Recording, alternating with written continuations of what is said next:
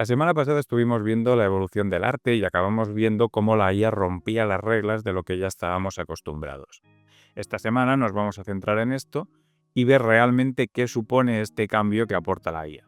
Así que no me enrollo más, tiro la intro y empezamos.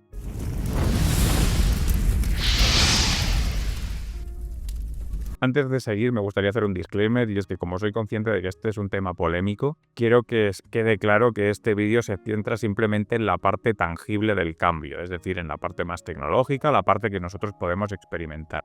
Las repercusiones que esto pueda llevar desde un punto de vista ético, ideológico o psicológico a la gente, pese a ser cuestiones completamente válidas, no es algo que vayamos a tratar en este vídeo. Así que dicho esto, sigamos. No sé si os acordáis, pero en mi primer vídeo hablamos un poco de la naturaleza del arte y dijimos que el arte era dual. Es decir, por un lado teníamos la parte, digamos, más intangible, que era toda la que sucedía en el mundo de las ideas, y luego teníamos la obra en sí, que era la parte tangible y era lo que al final el espectador acababa experimentando. Dijimos también en el vídeo anterior que la IA simula este mundo de las ideas donde nosotros, digamos, reflexionamos y desarrollamos de manera conceptual nuestra obra. Claro, teniendo esto en cuenta, podría hacernos pensar que la IA es realmente una herramienta creativa, ¿no? Porque vimos que en el mundo de las ideas es donde surge la verdadera creatividad, y si realmente la IA se centra en ese espacio, entonces la IA de facto es una herramienta creativa. Sin embargo, yo he repetido hasta la saciedad en este canal que la IA no es una herramienta creativa. Entonces, ¿qué puñetas está pasando aquí? Aquí el problema es que el discurso sobre la IA es bastante tramposo, y es bastante tramposo desde ambos lados del discurso. Cuando digo ambos lados, me refiero, por un lado tenemos a los IA Bro, que es gente que no son artistas, pero que consideran que el arte es la panacea de absolutamente todo, y que tienes que hacerlo todo con IA sin necesidad de desarrollar habilidades propias. Y por el otro lado tenemos artistas que consideran que la IA es el demonio porque les están robando el trabajo. El por qué el discurso está alterado, no sé si es por intereses ideológicos, por intereses personales o simplemente por ignorancia, por no haber buscado la suficiente información sobre el tema, sobre cómo funciona la tecnología, pero bueno, a mí eso realmente me importa poco, y lo que me importa es realmente poderos contar realmente lo que he observado. Y lo que he observado es que, pues como os decía, esto se está explicando mal. Así que lo que vamos a hacer aquí en este vídeo es explicar esta parte bien, ¿no? Que podáis entender realmente cuál es la profundidad y realmente cuáles son los grises que hay en el funcionamiento de esta tecnología. Ya lo sabéis los que seguís mi canal, yo siempre he tenido una actitud positiva en cuanto a la IA, pero también he sido crítico con la tecnología, teniendo en cuenta de que considero que tampoco es una tecnología que es madura, ni que está al 100%, ni es el pico, y tampoco es lo único que necesitas para poder hacer obras, ¿no? Quiero decir, hay algo más detrás. Teniendo en cuenta esto, vamos a seguir y vamos a ver un poquito cómo funciona la tecnología realmente. Y aquí el tema está en los detalles. Como os he dicho, la IA crea el mundo, pero no lo recorre por ti, y esa es la clave. Así que vamos a ir poniendo nombres a las cosas para poder entender esto mejor y poder ir profundizando en realmente cómo funciona todo esto. Entonces, hablamos de estos mundos que crea la IA. Nosotros vamos a utilizar el concepto, la palabra espacio latente, para referirnos a estos mundos, ¿no? Es una palabra que realmente, cuando vayamos trabajando con todo esto, va a ser muy importante que entendáis realmente qué es el espacio latente. Y creo que la mejor manera de definir lo que es decir que es el espacio de posibilidades, de combinaciones de los conceptos que una IA ha aprendido. Y aquí entramos en un tema importante, y es el entrenamiento de una IA, ¿no? Mucha gente, yo he visto que se cree que la IA tiene como muchas imágenes guardadas en una especie de base de datos y luego hace collage. La IA no funciona de este modo. Entonces, ¿cómo funciona? La IA aprende conceptos. Algunos conceptos pueden ser más físicos, como por ejemplo gato o perro. Otros pueden ser más abstractos, como por ejemplo grande o pequeño. Y otros más específicos, como podría ser por ejemplo un color, como gris o marrón. Así que vamos a poner un ejemplo simple de un modelo de IA que simplemente sabe esos 6 conceptos, ¿no? Por un lado sabe el concepto gato-perro, por otro lado sabe el concepto grande-pequeño, y por otro lado sabe el concepto gris o marrón. Teniendo esto en cuenta, y sabemos que si vamos a ordenar los conceptos en cadenas de 3, ¿no? Pues por ejemplo tenemos una cadena, podría ser un gato grande marrón, otra cadena podría ser un perro pequeño gris, ¿no? Por ejemplo, cadenas de este tipo nos saldrían 8 combinaciones de posibles cadenas. Entonces nos podría llevar a pensar que con esos 6 conceptos solo nos pueden dar 8 imágenes. Sin embargo, realmente esto no es así. Y las posibilidades de imágenes que nos pueden salir con una IA que está entrenada exclusivamente con esos 6 conceptos tiende a infinito. ¿Por qué? Porque la mayoría de estos conceptos se pueden medir en escalas graduales. Es decir, el concepto pequeño no es un concepto estanco. No es que pequeño signifique tantos centímetros de gato o de perro. Pequeño es un concepto, digamos, como muy abstracto. Pequeño puede significar un perro de este tamaño o un perro de este tamaño. Claro, pequeño es muy relativo y lo mismo pasa con grande. Grande puede significar, pues, lo que te dé la gana realmente. Entonces, claro, como veis hay una escala gradual. El mismo concepto puede tener distintas representaciones y una IA funciona en ese sentido. Del mismo modo, el concepto gris o el concepto marrón no funciona con un Pantone en el que tú le dices, no, pues mira, marrón es este Pantone, gris es este Pantone. La IA entiende los conceptos de manera difusa y te puede hacer distintos tipos de grises y distintos tipos de marrón, e incluso te puede juntar los colores y hacer un gris que tira hacia el marrón o un marrón que tira hacia el gris. Entonces, volvemos a tener muchas posibilidades aquí. E incluso podemos ver lo mismo con el concepto de gato o de perro. O sea, podemos hacer un gato que tiene ya características de perro o un perro que tiene características de gato.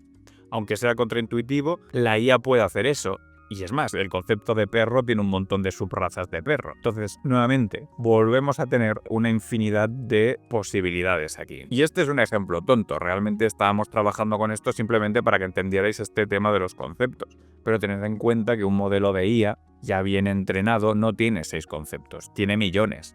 Ahora imaginaos la cantidad de posibilidades de imágenes que puede generar con todos esos conceptos y más teniendo en cuenta que esos conceptos son graduales y que además hay cuestiones como que no hemos tenido en cuenta, como la posición, el ángulo, el cómo vamos a enfocar la imagen. Todo este tipo de cuestiones también altera la cantidad de imágenes que nos puede dar una IA. Sin embargo, de aquí yo quiero que saquéis 2 cosas en limpio.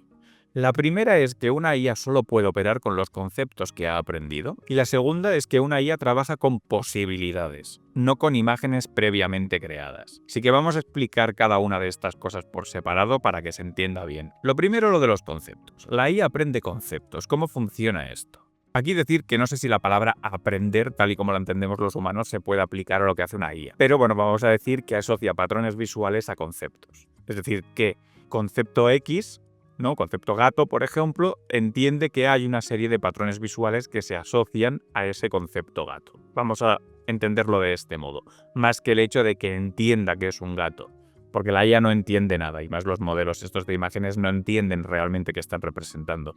No existe, digamos, de la misma manera que cuando tú como humano estás dibujando un gato, entiendes realmente lo que estás dibujando y entiendes qué hay detrás de ese gato. La IA eso no lo entiende. La IA simplemente entiende que el concepto gato está asociado a una determinada forma, desde un punto de vista estadístico. Esto es importante también tenerlo en cuenta. Entonces, ¿cómo funciona todo esto? ¿Cómo se entrena la IA para que pueda asociar conceptos a patrones? Y aquí me gusta decir que la IA lo que hace es un mínimo común denominador. Es decir, cuando nosotros hablamos de este tema del entrenamiento, tú a una IA le das millones de imágenes, miles de imágenes, y todas estas imágenes tendrán varios tags, ¿no? Pues tendrán, depende del tipo de imagen, pues el tag playa, el tag gato, el tag grande, el tag noche, el tag dibujo, fotografía, etc. Tiene un montón de tags cada una de las imágenes de todas las cosas que suceden ahí. Vamos a decir que queremos entrenar a la IA para el tag gato. ¿Qué hace la IA? Coge todas las imágenes que tienen ese tag. Y entonces, con todas esas imágenes, que son imágenes donde de algún modo habrá un gato, saca el mínimo común denominador de esas imágenes. Es decir, ¿cuáles son los elementos que tienen en común todas estas imágenes? Y entonces va viendo, por ejemplo, yo qué sé, a lo mejor tienes una foto que es de un gato pero que tiene el tag día y otro que tiene el tag noche. Entonces dice, vale, pues la iluminación aquí no es relevante para gato. O el tema del color no es relevante para gato. Pero sin embargo hay una forma que sí que se va repitiendo y entonces ella va viendo un poco cuáles son las cosas que se van repitiendo para cada uno de estos patrones. Por ejemplo, el tag noche puede interpretar pues un tema de iluminación. Y dice, hostia, pues siempre que veo imágenes con el tag noche son imágenes oscuras, ¿no? No entiende el concepto de noche, o sea, no entiende que la noche es cuando pues, se va el sol y entonces como no hay sol, no hay luz y por lo tanto es oscuro. Esa cuestión, esa cadena de pensamiento no la tiene una IA, al menos no una de estas de imágenes que estamos hablando ahora. Pero sí entiende, porque ha visto, por repetición, básicamente, que por ese tema del mínimo común denominador, cada vez que ve una imagen que tiene el tag noche, pues es una imagen oscura. Por algún motivo, no entiende el porqué, pero sabe qué pasa. Y así es un poquito como va funcionando. Y de este modo, pues va sacando patrones para cada uno de los conceptos para los cuales se entrena. Cuando tú escribes el prompt, realmente tú vuelves a crear esa cadena de tags que podría tener una imagen. Y entonces, como la IA ha descompuesto los tags por patrones, luego lo que hace es volver a montar esos tags por patrones también, ¿no? ¿Entiendes? Ah, vale, pues si una imagen que tenga noche significa que tiene que ser oscura, esta imagen que me ponen que es de noche, tengo que hacerla también oscura, ¿vale? Y sé que si hay un gato y el gato tiene una determinada silueta, forma, etcétera, sé que tengo que para la imagen que tengo que hacer tiene que aparecer esta silueta, pero también con la iluminación oscura porque había el tag de noche. Y si me dicen qué tal, entonces este es un poco cómo va funcionando. Pero no es un collage, no es una cuestión así. Es simplemente que la IA lo que tiene, al final cuando tú tienes un checkpoint, te descargas un checkpoint en cualquier web de estas de Civita.ai, por ejemplo, lo que te estás descargando no es una plantilla con un montón de imágenes y la IA va haciendo collages, que eso es lo que la gente se cree que pasa. Lo que te estás descargando es un algoritmo que realmente entiende que para X concepto existe determinada forma, pero no hay una imagen detrás. Existe una variable estadística de, para este concepto, la forma que se debería representar en la imagen es X. Más o menos este es el tema. Pero en definitiva, lo que quiero que entendáis es eso, que realmente la IA funciona más por un tema de estadística que por un tema de comprensión. Es decir, la IA sabe lo que tiene que hacer, pero no entiende lo que hace. Luego hablamos de este tema de las posibilidades o del tema estadístico, cómo funciona todo esto, ¿no? Porque cuando hablamos del espacio latente y hablamos de ese espacio latente como un espacio donde están todas las imágenes que el modelo puede crear, no significa que estén todas las imágenes creadas ya. Esto es un poquito tipo el gato de Rödinger realmente, ¿no? Que están creadas y no creadas a la vez. Es decir, están las herramientas para que la IA las pueda crear, pero no es que las imágenes estén creadas y cuando tú le pones un prompt entonces vaya a buscar la imagen concreta que ya está creada y te la entregue, ¿no? Porque vosotros veis realmente que el modelo tarda en hacer esa imagen.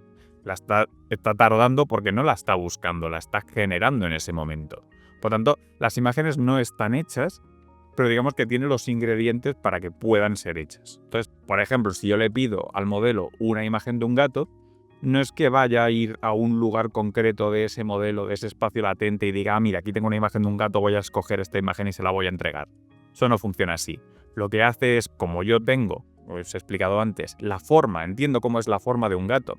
Aunque yo no entienda lo que es el gato, pero entiendo cómo es la forma del gato, voy a cocinar, entre comillas, esa imagen de gato para ti. Esto es un poquito más cómo funciona, pero es obra que no está creada, no está dentro del modelo. Porque es importante tener en cuenta que en un checkpoint no hay imágenes. Hay datos estadísticos, es código todo, pero no hay ni una sola imagen. Y eso también es importante tenerlo en cuenta. Entonces quiero que entendáis la IA como una especie de pensadero de Harry Potter. ¿Sabéis esa cosa donde los tíos se arrancan los recuerdos y los meten en una especie de pileta y luego pueden ir viendo los recuerdos como si fuera una peli? Pues un poquito este es el tema con la IA. La IA en el espacio latente, digamos, es ese recuerdo en tu cabeza. Es decir, tú no puedes ver el recuerdo, lo sientes, sabes que está ahí, lo estás experimentando, pero igual que experimentas una imagen, digamos, en el mundo de las ideas cuando lo estás trabajando de manera tradicional, ¿no? Cuando empiezas una imagen, sabes que está esa imagen, pero a veces no la puedes ver del todo bien, sabes que hay algo ahí, ¿no? Pero es algo intangible. Y eso es lo que tienes en el espacio latente. En el espacio latente tienes esa parte intangible. Cuando tú arrancas esa imagen, porque claro, obviamente tú en ese espacio latente es como dos personas que tienen una idea, comparten esa idea, pero en ningún momento esa idea se ha materializado. Claro, esa idea puede ser muy diferente para ambos, ¿no? Si por ejemplo hablamos de un concepto como podría ser un árbol, pues decimos un árbol verde. Bueno, muy bien, pues cada uno puede pensar en un árbol. Pero a lo mejor yo estoy pensando en un pino y tú estás pensando en un roble. Son árboles verdes ambos, pero son dos tipos de árboles distintos. Entonces, hasta que no aterricemos esto, hasta que no saquemos la imagen y tengamos algo tangible que los dos podamos experimentar a la vez, no vamos a poder estar seguros de que el concepto de lo que estamos hablando es exactamente el mismo.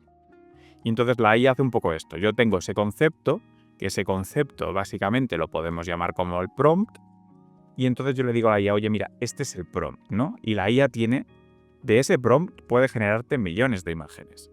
Pero la IA va a generarte, vamos a decir, una en concreto. Cuando la IA te genera una en concreto es como cuando en el pensadero se arrancan la idea y la ponen en la pileta.